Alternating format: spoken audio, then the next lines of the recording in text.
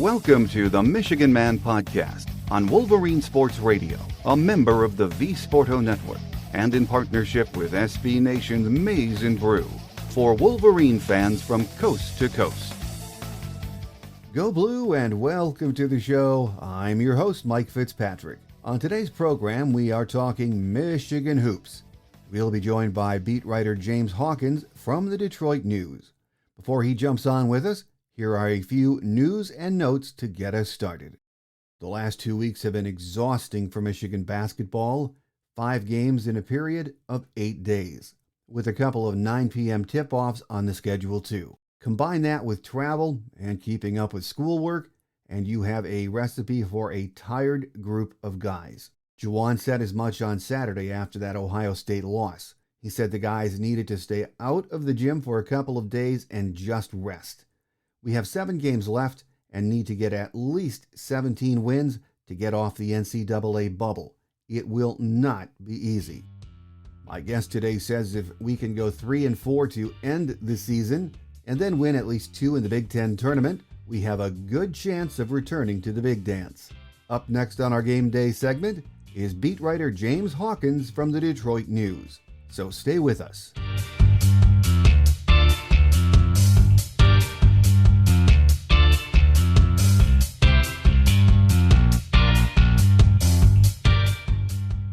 Here with us on our game day segment this week to talk Michigan hoops is beat writer James Hawkins from the Detroit News. James, once again, great to have you back. Good to be back, Mike. Well, it's been a busy couple of weeks, and as we saw on Saturday evening, Michigan battled but fell short in that 68-57 loss to Ohio State. You know, after a really tough stretch, James, of games, do you think Michigan was just running out of gas Saturday night? Yeah, I think certainly fatigue probably was settling in. Maybe those, playing the 3 games in 5 days was starting to catch up to them there in the second half.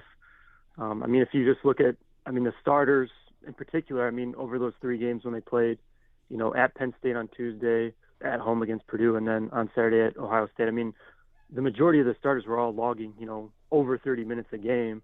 And, playing every other day and then having to deal with, the late travel from Penn State Tuesday night, not getting until 3 a.m. and then playing a late game on Thursday against Purdue and then playing, a 6 p.m. tip against Ohio State. I'm sure that's bound to catch up to you at some point. I know obviously people might say, they're 18-year-olds, 18, 20-year-olds, and shouldn't be an excuse. And to Michigan's credit, after that game we got Devontae Jones and Eli Brooks, and neither of them used fatigue as an excuse, but it's just, I think that's just something that's bound to happen. I think there was, certainly some sort of fatigue that probably hit them, although it certainly didn't show for, the first half of that game. But I think maybe tired legs had something to do with, the poor shooting they had.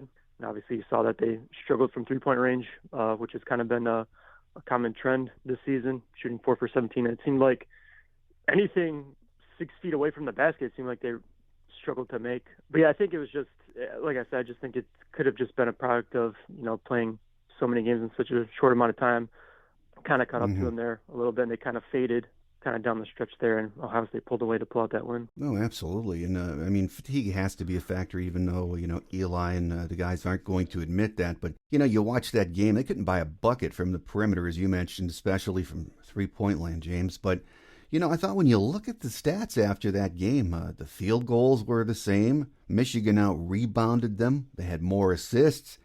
But Ohio State went to the free throw line 12 more times, and Juwan was not happy about that after the game, was he? Yeah, that got brought up. He called that disparity alarming.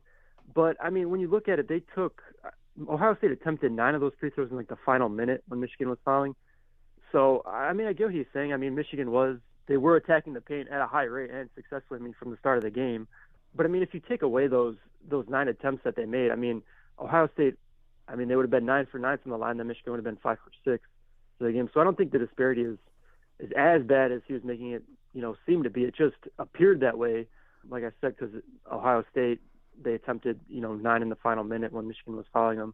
But yeah, that was a game though that Michigan had an opportunity. They kind of let an opportunity slip away. Ohio State wasn't. They didn't torch the nets by any means. I think there was a stretch in the second half where over a 7-minute stretch they only scored 2 points. I just feel like the difference in that game was just E.J. Liddell. I mean, he just hit tough shots, and then every time Michigan kind of made a push there in the second half, he was just the one that kind of responded. And it seemed like the one dagger he really hit was when they cut to 5, and then he hit that open corner 3. And it just seemed like Michigan really couldn't get any closer from there. You're right. I mean, 9 of the free throws Ohio State took were late in the game, but still it was a very physical game. And one of the interesting stats that I noticed after the game was, on Hunter Dickinson, pounding the ball inside to Hunter, and he's playing very physically. He's averaged 4.9 free throw attempts per game over the last 7 games. Never made it to the line against Ohio State. And as physical as that game was, that almost seems impossible, doesn't it? Yeah, I mean, it could have just been, obviously how was officiating. I mean, I think they were just kind of letting them play. I think maybe refs know it's a rivalry game and it's going to be a little bit more physical than a typical game. But I mean, I'm certainly there were some plays where, they could have blown the whistle and Hunter could have, gotten to the line. But I just think that was maybe how the game was being called. And I mean, obviously, Juwan wasn't pleased with it because he let his frustrations known there late in the game when he picked up his technical foul in the final minute. But yeah, I mean, Hunter can complain or Juwan can complain, but I mean, I guess it's just one of those games. I think you can just say that's just how it was called, and the officials were just kind of letting them play and being a little bit more physical than I guess you might have seen in past games that Michigan was playing. Well, and despite not shooting well from the perimeter, Michigan still was finding ways to get offense from their starters.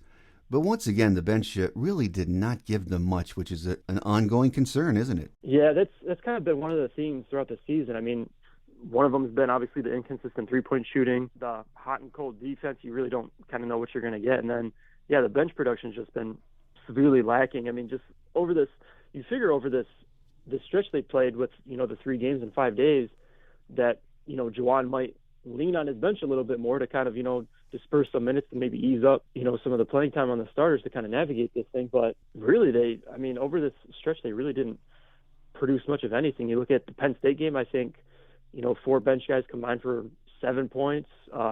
Against Purdue, there was only Brandon John scored 1 bucket from the bench. And then, Ohio State, it was kind of the same thing. Only Frankie Collins scored, 2 buckets to give him 4 points. And in the Ohio State game, it seems like that was like one of those games where it could have been like, if you just get like one guy on the bench to maybe score 8 points, that could have been the difference. And that could have helped them pull that out. But yeah, just the bench production that they've been getting has just been severely lacking. And that's just kind of been a trend. And ever since, it seems like since the new year, since Big Ten play has kind of resumed, it's just kind of been an Achilles heel for this team. Oh, absolutely. And, when you don't get anything from the bench, you look at the minutes the starters are logging. Hunter Dickinson has played 36, 34, 35, and 36 minutes over the last 4 games. Eli Brooks, 36 a game over that stretch. Devontae Jones, 32 minutes per game over that same stretch.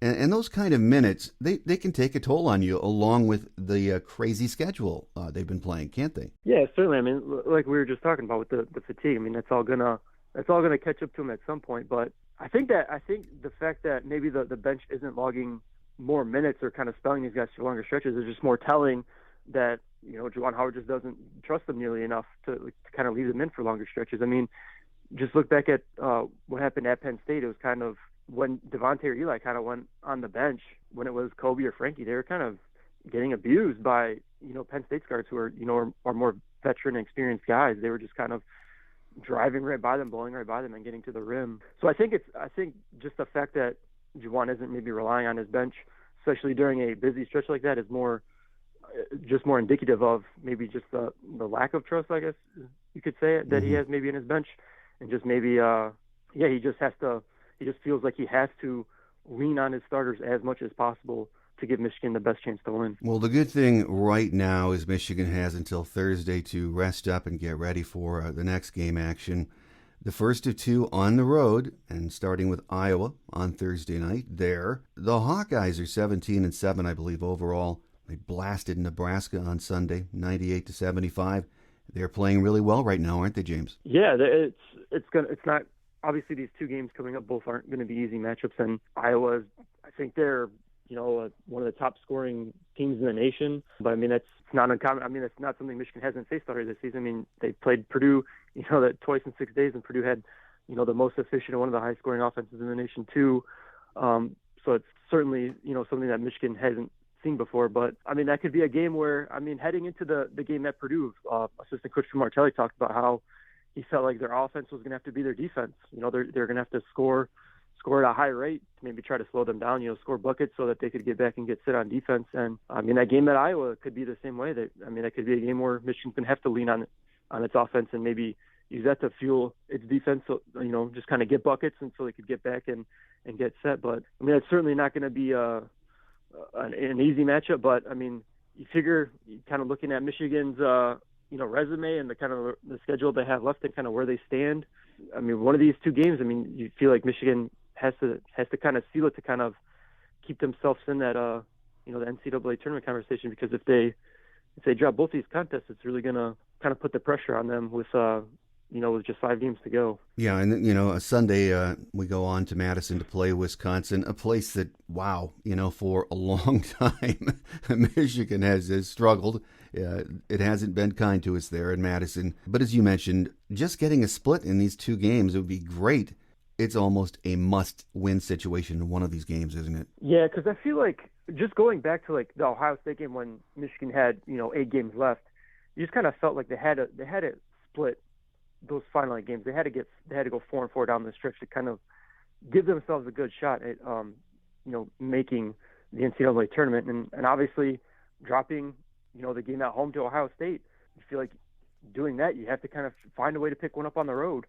And they only have 3 left on the road. They have the 2 coming up against Iowa and Wisconsin in the season finale at Ohio State. So they got to find a way to get one of those. And obviously, like you said, Wisconsin's not an easy place to play, but they've had teams play them tough. Just look at Penn State. Penn State took them down to the wire, and they had a chance to pull that one out, but they had a 3-pointer miss at the rim or at the buzzer. But that's going to be. We know how Wisconsin plays. They're a team that they don't turn the ball over a lot, and that's one where Michigan's going to have to value every possession. It's going to just be a battle of possessions. It's going to be probably another one of those grinded out games, kind of like that Michigan had against Penn State. So yeah, like letting an opportunity at home slip away, it kind of means that Michigan has to just find a way to seal one of these 3 road games to kind of give themselves a chance to kind of put themselves on the right side of the tournament bubble. It is not going to be easy. 7 games left.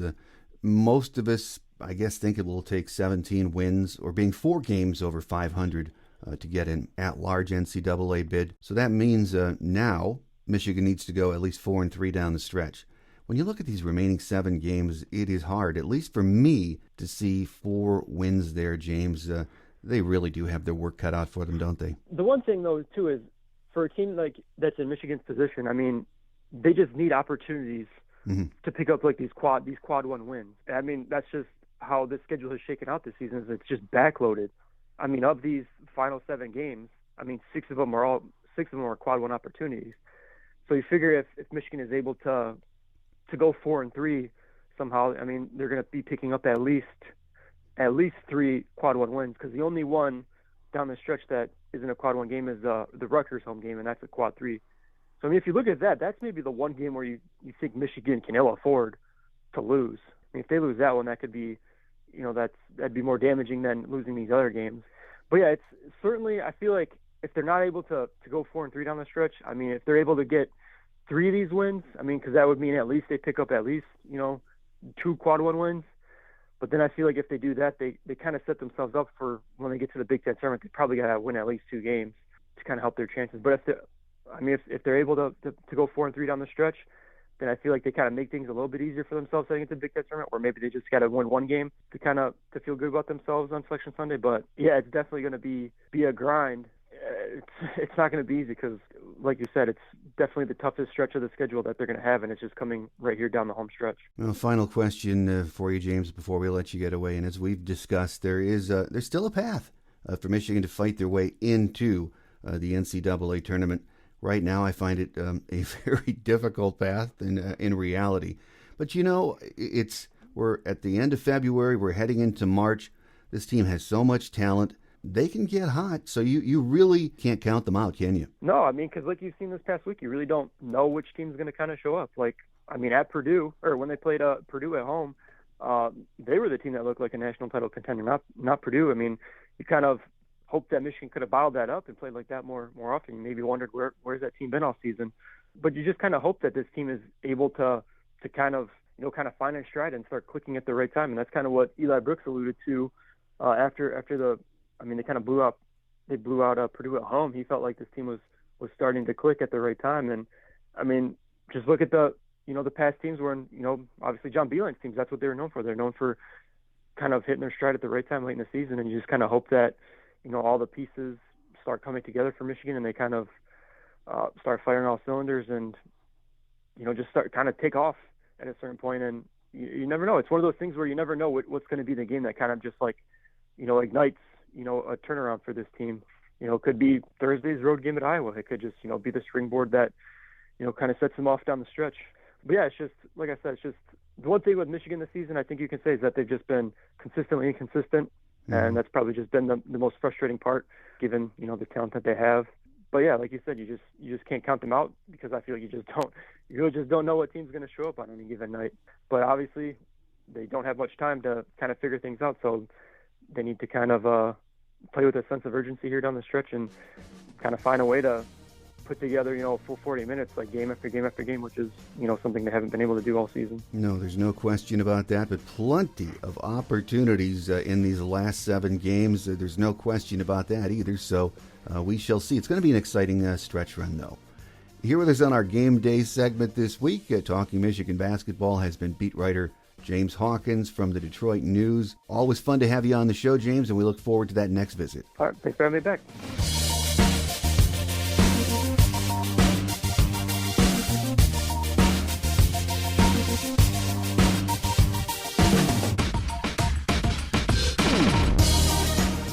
On Quick Hits today, the number 4 ranked University of Michigan women's basketball team got 5 points from Danielle Rauch in the final 30 seconds of regulation to erase a 5-point deficit to send the game to overtime. But Northwestern hit a pair of free throws with 3.7 seconds remaining in double overtime to record a 71-69 win over U of M on Sunday afternoon at Welsh Ryan Arena. The loss was the second in a row for Michigan. They fell to arch-rival Michigan State last week at the Breslin Center. U of M gets a week off before hosting Maryland next Sunday at Chrysler Center as a part of Dollar Days, with general admission tickets just $1.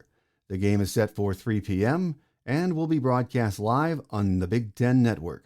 The Wolverines are 20-4 overall, 11-3 in Big Ten play heading into this week's action.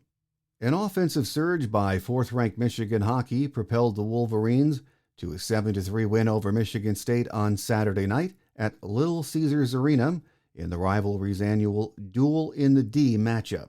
With the win, the Iron D Trophy remains in Ann Arbor for the 5th consecutive time after MSU won the inaugural trophy game in 2016.